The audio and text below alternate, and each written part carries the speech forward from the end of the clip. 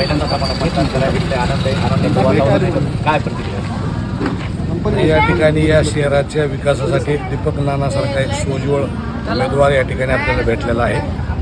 शेवटी शहराचा विकास करायचा असेल तर चांगल्या माणसाची आवश्यकता असते आणि जाणकार माणसाची आवश्यकता असते, लोकांच्या संपर्कातल्या माणसाची आवश्यकता असते, सर्वांच्या सुखदुःखात येणाऱ्या माणसाची आवश्यकता असते आणि जळवर्दळ घेणाऱ्या माणसाची गरज असते.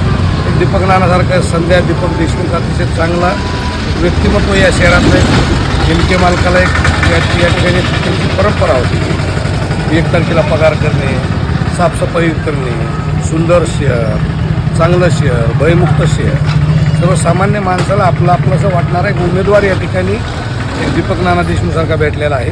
त्याच्यामुळे लोक उत्साही आहेत, मतदार उत्साही आहेत.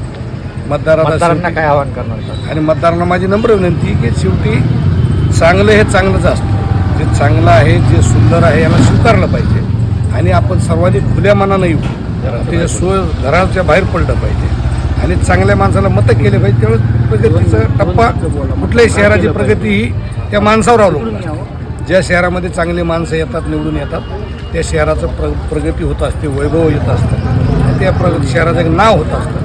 म्हणून दीपक नानासारखा एक सोज्वळ आणि चांगला उमेदवार, सक्षम उमेदवार भेटलेला आहे. त्याच्या पाठीमागे सर्वांनी खुल्या मनानं प्रत्येकानं आता घराच्या बाहेर येऊन मतदान करणं गरजेचं आहे. ते मतदान करावं एवढीच मी त्या विनंती करतो. तुम्ही पाहू